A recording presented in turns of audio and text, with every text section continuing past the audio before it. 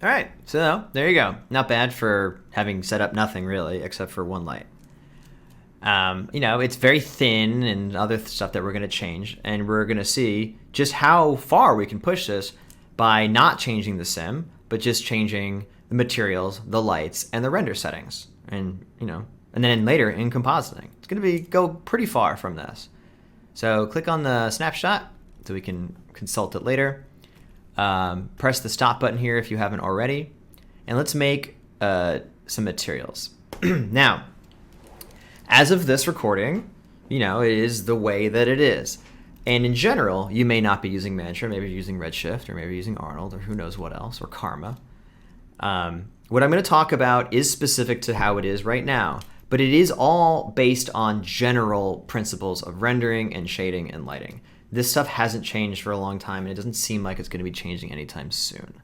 So when I show you how to do a thing in Pyro Shader, or how to do a thing wherever, just try to, if you're watching this right now in January, you can literally follow along. I wouldn't be surprised if things start to change again.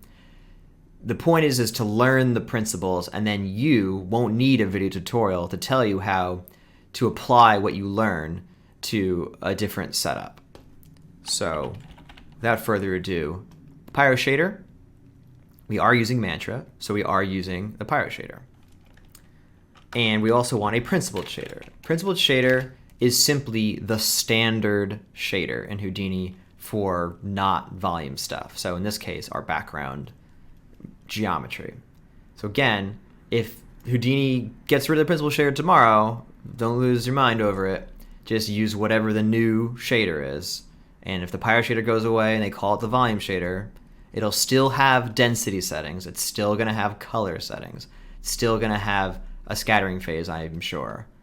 So all this stuff will apply generally to anything that comes down the road. You're just learning the concepts. So anyway, Pyro Shader and Principled Shader. So there they are.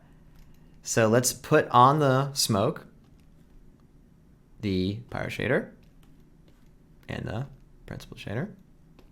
And let's see, what does that get us? Of course it won't be right because we haven't really changed anything yet. One of the first things we're going to want to change is the principled shader itself is reflective by default. So you can kind of see some shininess over there. So let's go back to the material area. Also, for the record, in the past we used the material palette sometimes. You can drag the principled shader to here. You could have found the Pyro shader somewhere down here. I don't even know. But it's just as easy, like we make any other node in Houdini, to just make the nodes directly into the matte area. If you make it in the material palette, it is putting it in the matte area anyway. So in any case, the principled shader has reflectivity at 1, set it to 0.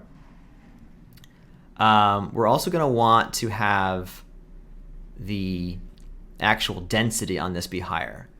Remember when we were doing our volume visualizing back here, we said density scale 4, meaning show me in the viewport this as though it was 4 times denser. It's not making it denser, it's just showing it in the viewport 4 times denser.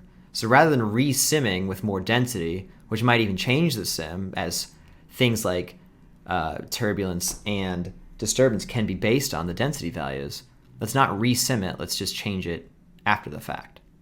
So go to the Pyro shader and just say, let's match that 4 with the density scale 4 here. So now it will look much denser, like so. So very different from here to here already.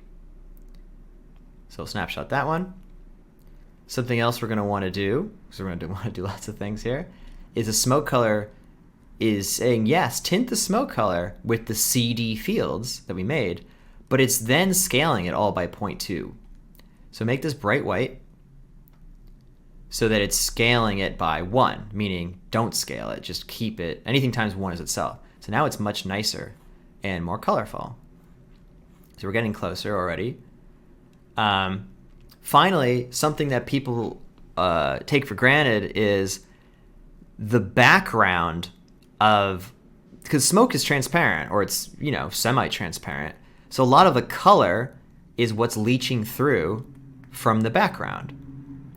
So the fact that the background is so light is what's making this also light. Watch what happens if I make the base color way darker. So I'm not going to click black. I'm going to click like next to black. Look how different that is now. You can see so much more of it now. So I'm just going to let that finish. This is a pretty fast render anyway. So there you go. So we went from this to this. Huge difference. And especially from this to this. It's the same sim. It's just denser. And even changing the background alone to be darker allows this to come through. Because, you know, the brighter it is, the less you're going to see. So much less. You wouldn't think, but it has a huge role in this. So a lot of times, just as a general tip, when you're doing smoke sims, especially ones that you know are going to be kind of thin, you usually are going to want to make them denser than you'd think they should be because of how different a light background can treat it. It's so different, and all we did was change the color of the background here. So, and this goes for you compositing as well. If you were just rendering out the smoke and you're compositing it over a bright plate, meaning bright footage, it will have the same issue. So just so you know.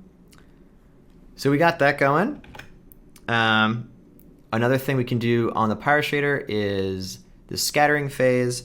This is a little subtle thing which says, hey, is the material that this smoke is made out of, is it reflective material like dust and dirt and rock and things that are hard particulate that are just very small? They reflect light because they were solid things. Or does it transmit light? Meaning it's positive, like steam. Steam is water droplets. Water droplets are clear. Light passes through steam. This is very important to getting your smoke to look correct. Look how different it is. You tend to get a more uniform look to the scattering phase as being positive, and you tend to get a more detailed look for it being negative. Now this is, in my mind, like a gas of some kind of colorful gas. So let's keep it to the negative number here. So that's cool. It's subtle, but it is real, especially if you do have lights behind this. What's what this is saying? Is the light shining through it, or is it being reflected back away from it? We have only one light coming from the front right now, so we're not going to see as much from the positive scattering phase. For more information about that, consult your local, obviously you can always look at the help card for the Pyro Shader, which may or may not load, but there's lots of little things in here and showing you how the density, all these values, but here's the scattering phase again. It controls if the light is passing through it from behind, or if it's a more solid thing. Cool. So that's pretty much all we're going to do, honestly, on the Pyro Shader. We're not doing anything with fire, so that's about it. So consider yourself lucky with the Pyro Shader. The Principled Shader, we made it dark. It's not reflective, so that's pretty much it for that as well. So now let's actually talk about Mantra rendering settings.